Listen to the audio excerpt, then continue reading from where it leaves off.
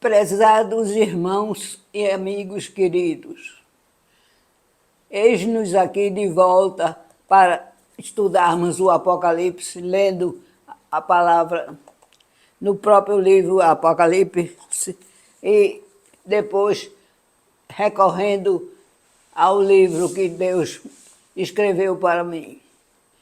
Eu sou Salma Pimentel e sou professora de Bíblia há muitos anos, uns 77 décadas mais ou menos.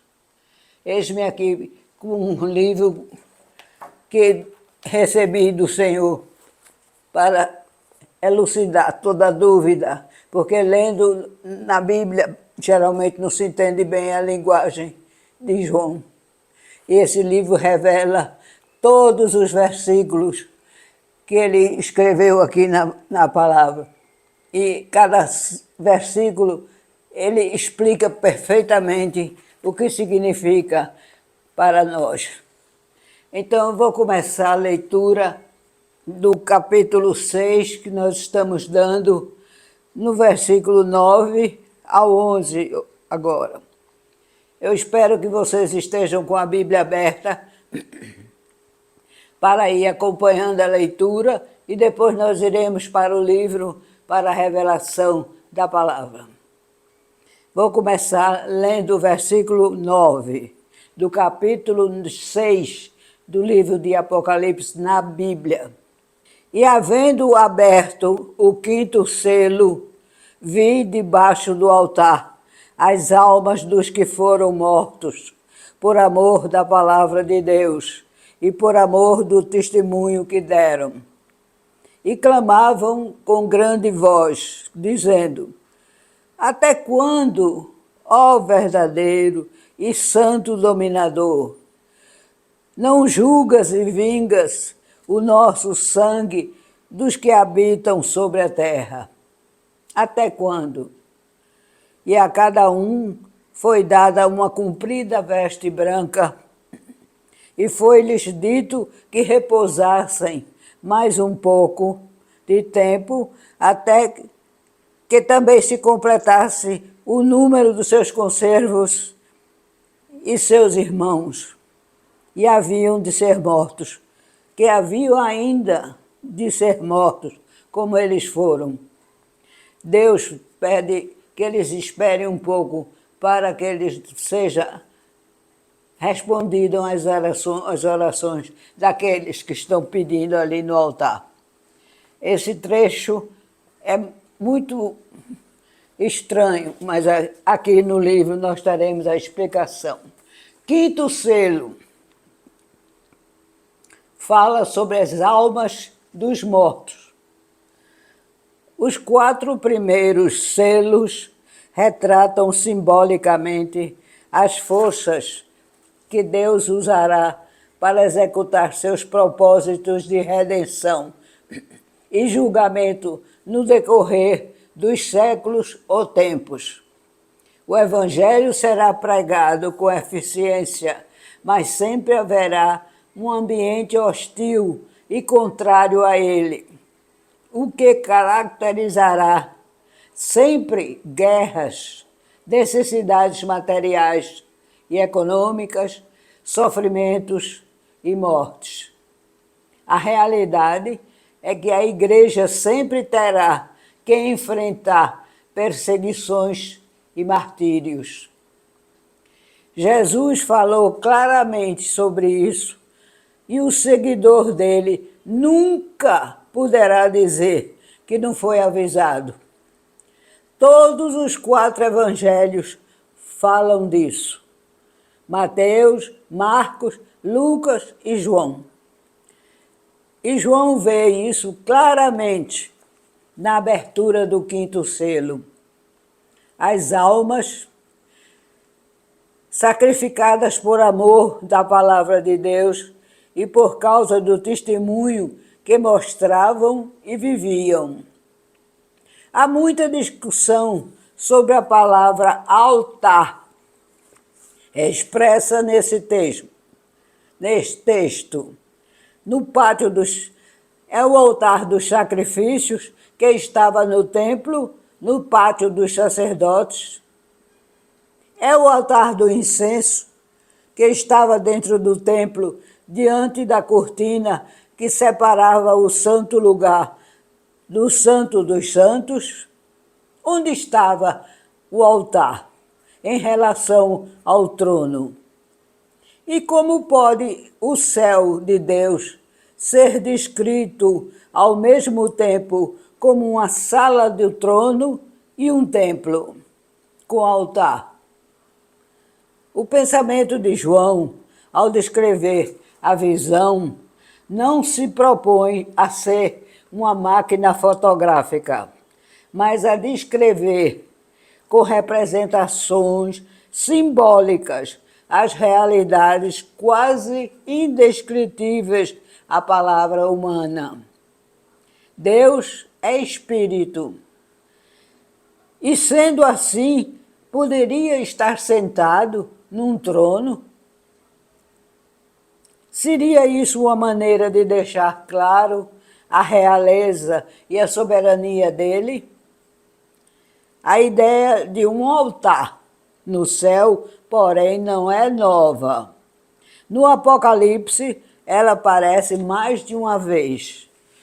Apocalipse 8, 5, Apocalipse 14, 18, 2 vezes.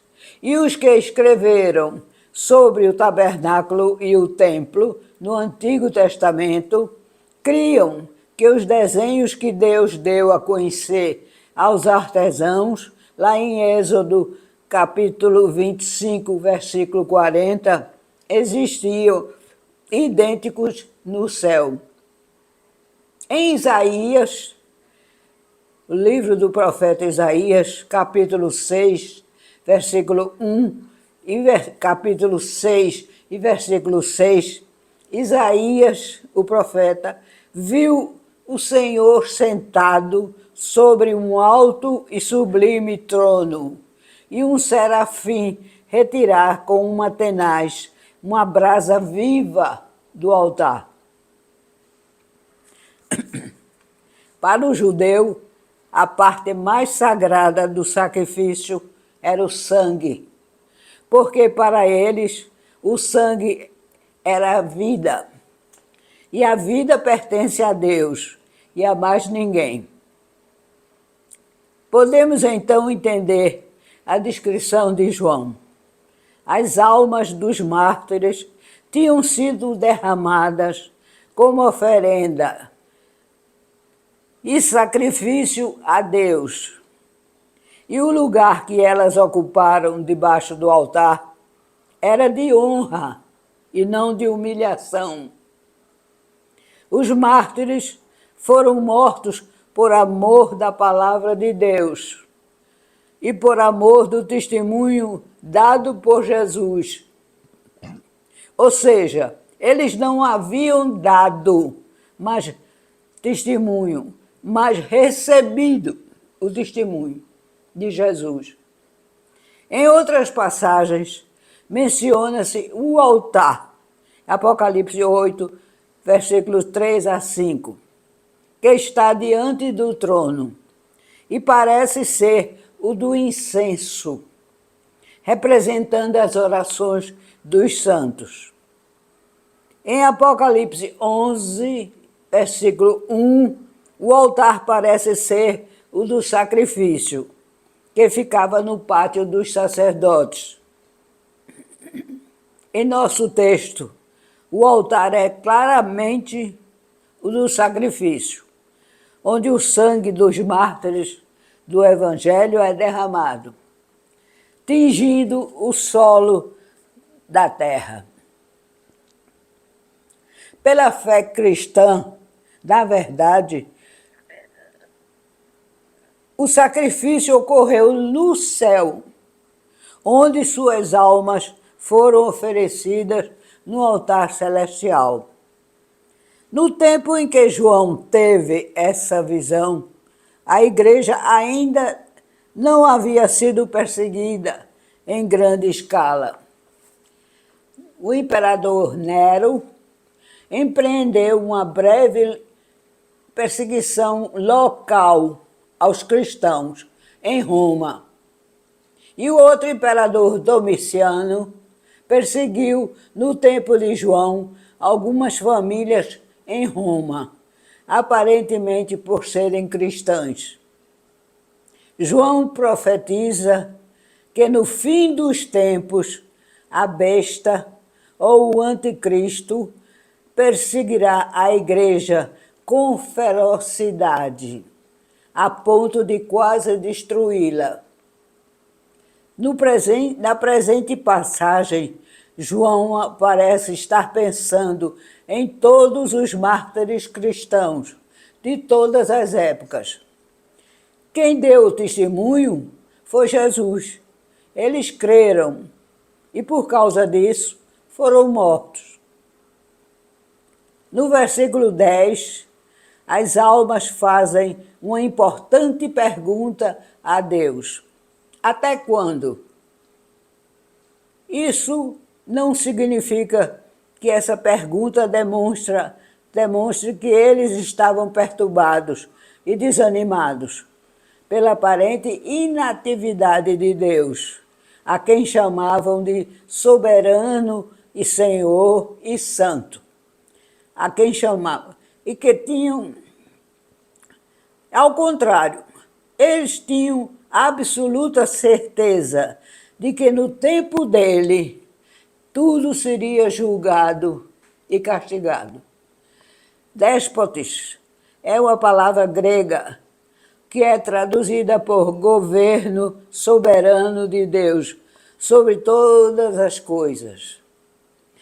A palavra santo significa que ele está acima de tudo que é mal e que não pode tolerar para sempre o mal feito aos mártires. A palavra verdadeiro também é usada para designá-lo.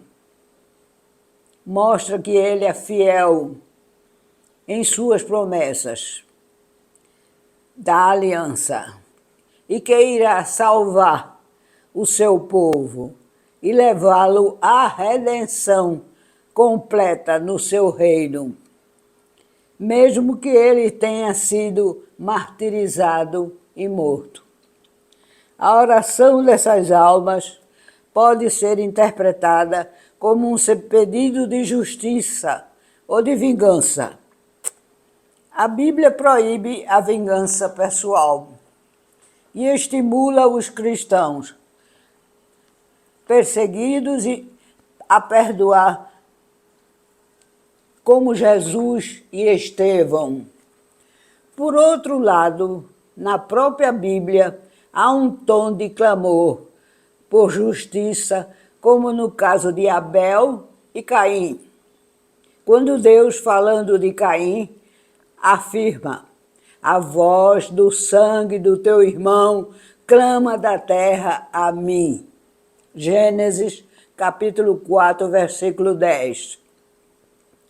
E em Lucas 18, 7 a 8, Jesus diz, referindo-se aos justos que sofrem: não fará Deus justiça aos seus escolhidos, que a Ele clamam dia e noite, embora pareça demorado em defendê-los? Digo-vos que depressa lhes fará justiça. É a palavra de Jesus. A oração das almas pede exatamente isso: que a infalível justiça de Deus caia rápido sobre os perversos que os mataram. E eles receberam vestiduras brancas, que significa uma garantia da gloriosa imortalidade a ser concedida na primeira ressurreição, e de que já era deles a vitória, que só virá com a felicidade total e completa com o retorno de Cristo. Enquanto isso, foi-lhes dito que repousassem ainda, por um pouco de tempo, esperando que os irmãos que ainda vão se converter aparecessem, fosse completo o número daqueles que seriam salvos. O que indicava que o fim não viria logo. O que a igreja experimentaria também mais sofrimentos, até que Deus cumpra o seu plano de salvação para os homens. Esse é um tempo de espera nessa vingança de Deus para aqueles que morreram pelo seu Filho. E aqui termina a aula de hoje, desses versículos que eu citei. É uma realidade completa, exatamente o que nós lemos agora. Mas na palavra de Deus, você lendo, você não entende muito bem tudo o que é verdadeiro, tudo o que tem significação, você passa, porque a linguagem de João é uma linguagem como não é fotográfica. Ele não tinha esse aparelho lá naquela época. Ele morreu, estava fazendo o Apocalipse com 80 anos, muito tempo atrás. Então ele usa as palavras que ele pode para fazer com que entendamos o que ele queria dizer. É exatamente por causa disso que muita gente não gosta de ler Apocalipse, que é uma linguagem simbólica. Aí diz, eu não leio, porque eu não entendo nada.